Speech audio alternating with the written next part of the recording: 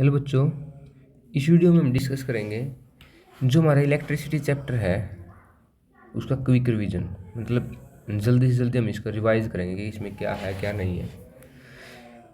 लक्ष्य देखो, मैं तुम्हें समझाऊंगा। जो इलेक्ट्रिसिटी है ना, इलेक्ट्रिसिटी तो एक ब्रांच है साइंस की जिसके अंदर हम चार्ज करंट वगैरह पढ़ते हैं। ठीक है। अब करंट का जो हिंदी में मीनिंग होता है ना, वो होता है धारा। और धारा किसकी भी होती है? पानी की भी होती है। तो तुम ना इसको, अगर तुम इसको पानी भी मान लोगे ना, तब भी तुम बहुत चीज़ें समझ सकते हो कि क्या लिखा है, क्या समझाना चाह रहे हैं।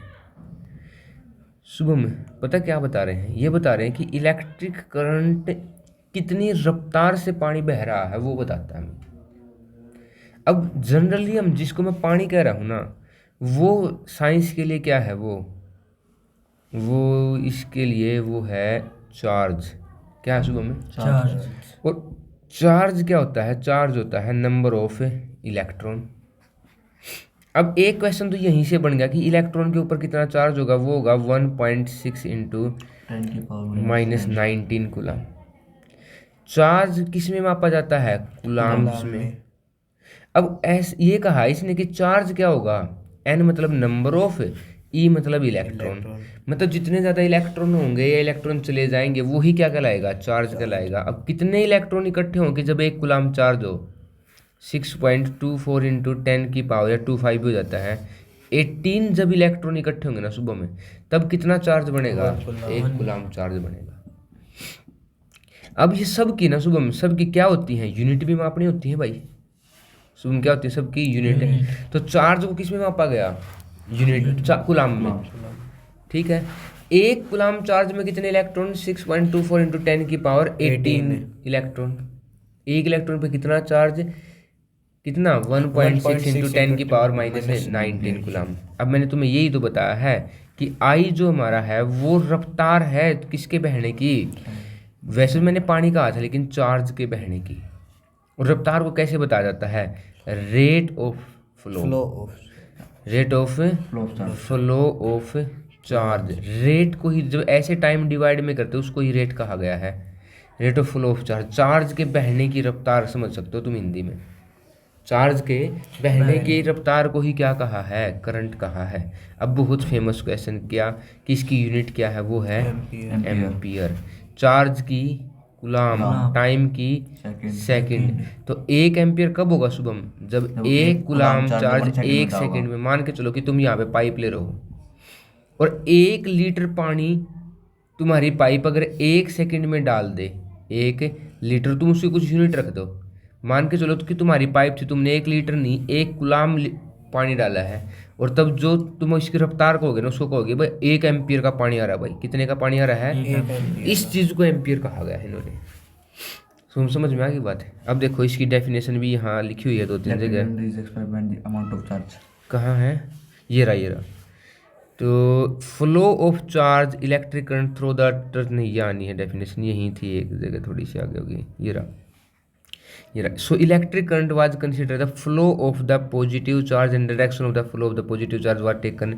अब यहाँ पे ना कन्वेंशनली क्या माना गया था कि मान के चलो इधर एक टर्मिनल है, इधर एक टर्मिनल है, और इस साइड करंट फ्लो रहा है। हमने करंट का पुराने टाइम में माना था कि पॉजिटिव चार्ज जिस तरफ बह रहा है ना उसी तरफ इलेक्ट्रिक करंट है। लेकिन बाद में पता चला कि जो चार्ज करंट है वो तो किसकी वजह से बह रहा है? नेगेटिव मतलब इलेक्ट्रॉन की वजह से। तो करंट की डेफिनेशन तो शुभम ये ही रखी, और इलेक्ट्रॉन की डेफिनेशन मतलब जो चार्ज की, इलेक्ट्रॉन्स की डेफिनेशन इलेक्ट्रॉन के डायरेक्शन की क्या मान ली? फिर अपोजिट मान ली। क्या मान ली? इलेक्ट्रॉन के डायरेक्शन के अपोजिट, पॉजिटिव के डायरेक्शन में ही मान ली। मतलब ये कहने लगे कि जिस साइड इलेक्ट्रॉन बह रहे हैं उससे अपोजिट क्या हो रहा है? करंट बह रहा है। ये रहा।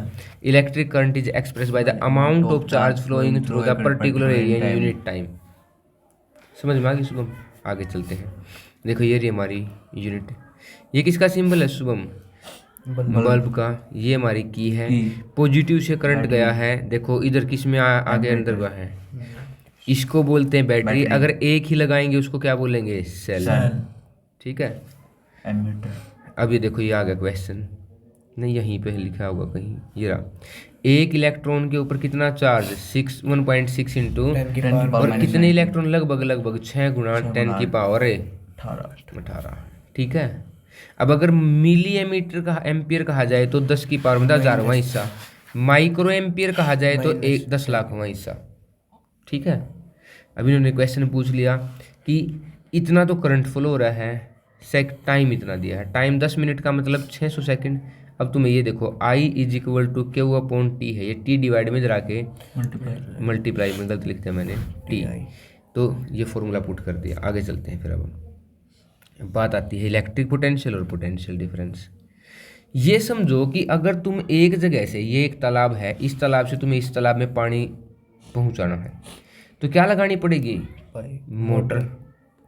और मोटर क्या होगी, ताकत, पावर, समझ सकते हैं हम, पावर लगाएगी या एनर्जी लगाएगी, एनर्जी यूज करेगी या नहीं करेगी। और तुम्हारी ये जो मोटर है ये पानी को एक जगह से दूसरी जगह फ्लो करवाएगी। अब हमारे लिए सर्किट में तो कोई मोटर है नहीं। अब तुमने एक जगह बैटरी लगा दी, क्या लगा देते हो तुम्हें, बैटरी के अंदर वो बैटरी किसका काम करती है, समझो मोटर का काम करती है, पावर का काम करती है। अब उसके अंदर ताकत है, एनर्जी है, हमने स्टोर कर रखी है, तो उस स्टोर की गई एनर्जी को हम वर्क डन कहते हैं। और पर यूनिट कूलाम चार्ज अगर कहेंगे तो उसको क्या कहा गया, उसकी पावर, मतलब है पोटेंशियल डिफरेंस। सो इसकी डेफिनेशन बताना बहुत आसान है, work done per unit charge, work done per unit charge in bringing a charge from. अगर मैं इन्फिनिटी से कहीं लेके आया हूं तो इलेक्ट्रिक पोटेंशियल, और अगर एक पॉइंट से दूसरे पॉइंट लेके गया हूं तो पोटेंशियल डिफरेंस। बस काम किस पे करोगे, चार्ज पे ही तो करोगे। वैसे किस पे कर रहे थे हम थोड़ी देर पहले, पानी पे, लेकिन वो पानी ही क्या है हमारा, चार्ज ही दिखा रहे हैं हम। अब इसकी यूनिट है, इसकी तो जूल, चार्ज की वही कूलाम, और पोटेंशियल डिफरेंस की वोल्ट। और 1 वोल्ट कब होगी, जब 1 जूल का वर्क डन होगा किसके ऊपर, 1 कूलाम चार्ज के ऊपर। इसको क्या कहेंगे हमें, पोटेंशियल डिफरेंस भी कह देंगे, और इलेक्ट्रिक पोटेंशियल भी कह देंगे। समझ में आ गई भाई Shubham. V = W/Q, 1 volt = 1 joule या जूल इनवर्स। ठीक है। अगला टॉपिक समझते हैं। अभी देखो इन्होंने कहा है कि सेल ऐसे दिखाया जाएगा, बैटरी ऐसी दिखाई जाएंगी, मतलब प्लग स्विच ओपन है, अभी तक करंट फ्लो नहीं हो रहा, क्लोज हो रहा है। एक तार एक जगह से 3 पॉइंट जोड़ दिए, एक तार को एक के ऊपर से लेके आगे ऐसे दिखाएंगे। 2-4 बार इलेक्ट्रिक बल्ब ऐसे भी दिखा देंगे, इसको रेजिस्टेंस बोलते हैं। रियोस्टेंट और वेरिएबल रेजिस्टेंस को समझना। वेरिएबल का मतलब जो चेंज हो उसके, तो ऐसे एरो लगा देंगे या ऐसे लगा देंगे, तो इसका मतलब क्या है कि ये रेजिस्टेंस बदल सकता है। एमीटर करंट मेजर करता है, बहुत इंपॉर्टेंट बात है, छोटी छोटी बातें बच्चों को याद रहती है। और इसको किस में जोड़ते हैं, ये भी क्वेश्चन है, सीरीज में जोड़ते हैं। इसको किस में जोड़ते हैं, पैरेलल में जोड़ते हैं। अब आगे जी हमारे ओम्स भाई साहब, ओम्स भाई साहब ने क्या कहा, ओम्स भाई साहब ने ये ग्राफ देखा जी, ये ग्राफ, उन्होंने ग्राफ में एक सर्किट बनाया, सर्किट में पोटेंशियल डिफरेंस को बढ़ाने लगे तो उन्होंने देखा करंट भी बढ़ने लगा, या फिर करंट बढ़ाने लगे तो पोटेंशियल डिफरेंस बढ़ने लगा। इसका पूरा रिजल्ट उन्होंने फिर क्या निकाला, जब पूरा ग्राफ बनाया तो उन्होंने कहा कि जो पोटेंशियल डिफरेंस है ना वो डायरेक्टली प्रोपोर्शनल है किसके, करंट के। पोटेंशियल डिफरेंस डायरेक्टली किसके प्रोपोर्शनल है, करंट के। और फिर उन्होंने कहा कि अगर मैं प्रोपोर्शनलिटी को इधर ले आऊँ तो या V = कितना लिख दूंगा, IR, और R = कितना हो जाएगा, V/I। R क्या है, किसी भी सर्किट के लिए कांस्टेंट रहेगा, रेजिस्टेंस बदलेगा नहीं। ठीक है। सर्किट बना लिया हमने, सब टेम्परेचर फिक्स कर लिया, सब कुछ सब जब फिक्स ही कर लिया, फिर रेजिस्टेंस क्या नहीं होगा, बदलेगा नहीं। समझ में आ गई बात। अब इन्होंने कहा कि V को तो मानते पोटेंशियल डिफरेंस, I को मानते करंट। ये नई बीमारी क्या आ गई, जिसको रेजिस्टेंस का, जिसकी यूनिट क्या है, ओम, क्योंकि ला किसने दिया है, ओम्स ने ही तो दिया है ये ला। अब इन्होंने कहा कि 1 ओम कब होगा, जब किसी सर्किट में 1 वोल्ट का पोटेंशियल डिफरेंस अप्लाई करने से 1 एम्पियर ही करंट फ्लो हो रहा हो। और यहाँ पे ध्यान रखना, V = IR, ये दोनों मल्टीप्लाई में दोनों इनवर्सली प्रोपोर्शनल है। अगर रेजिस्टेंस बढ़ाओगे तो करंट घटेगा, और करंट को बढ़ाओगे तो किसको घटना पड़ेगा, रेजिस्टेंस को। समझ में आ गई शुभम। अब इन्होंने कहा कि रेजिस्टेंस किस किस पे डिपेंड करता है, तो रेजिस्टेंस तुम समझो कि अगर तुम एक धारा को लेके जा रहे हो और तुम एक पाइप में पानी लेके जा रहे हो, अगर तुम्हारी पाइप लंबी होती जाए तो भाई मोटर का जोर लगेगा, पावर लगेगी, हंगा लगेगा। अगर बिल्कुल हरियाणवी भाषा में कहा जाए, अगर मैं एक ट्यूबवेल लगा दूं कहीं पे और मैं 20 किलोमीटर दूर पानी ले जाने की बात करने लगूं तो भाई मोटर खराब हो जाएगी, जल जाएगी, प्रेशर लगेगा। मतलब लेंथ बढ़ाओगे तो रेजिस्टेंस क्या होगा, बढ़ेगा। लिखनी है ये बात है कि भाई we increase the length of the conductor resistance is also increases, and when we increases the area तो resistance is decreases. Inversely proportional है, ये बात कंबाइन करने से बात आ गई। अब अगर हम प्रोपोर्शनलिटी टांगो तो कॉन्स्टेंट लगाना पड़ेगा जिसको हम रो कहते हैं, ये रहा रो, और इस रो को कहते हैं रजिस्टिविटी। क्या कहते हैं इस रो को, रजिस्टिविटी। और इसकी यूनिट होती है ओम मीटर। क्या होती है, ओम मीटर। समझ में आ गई बात। अब ये रजिस्टिविटी है ना, ये केवल टेम्परेचर पे डिपेंड करती है। किस पे डिपेंड करती है, जनरल तुम्हारे लिए अभी तक है, रजिस्टिविटी किस पे डिपेंड करती है। कोई तुमसे ये पूछेगी अगर मैं लेंथ बढ़ा दूं रजिस्टिविटी बढ़ेगी, नहीं भाई, रजिस्टिविटी पे कोई फर्क ही नहीं पड़ेगा। एरिया बढ़ाने से भी फर्क नहीं पड़ेगा, बस केवल किससे, टेम्परेचर बढ़ाने से। और जनरली जो मेटल्स की रजिस्टिविटी होती है वो एलॉय से कम होती है, और इसलिए इन्होंने कहा है कि जो हमें एलॉय यूज करते हैं टंगस्टन वगैरह, वो किस में यूज करते हैं। देखो यहाँ देखो, ये रहा टंगस्टन, ये रहा नाइक्रोम। ठीक है, नाइक्रोम किसके लिए यूज होता है, नाइक्रोम की वार। टंगस्टन की वार तो किस में यूज होती है, उसमें हीटर के तार में। और नाइक्रोम की वार किस में यूज होती है, उसमें बल्ब में, क्योंकि इसकी रजिस्टिविटी क्या है, बहुत ज़्यादा आई है। समझ में आ गई बात। आगे देखते हैं। मैं भी बस क्विक रिवाइज करवा रहा हूँ, ये मत सोचना भाई बहुत कुछ अलग से करवा रहे हैं। न्यूमेरिकल भी इसमें बहुत सारे हैं।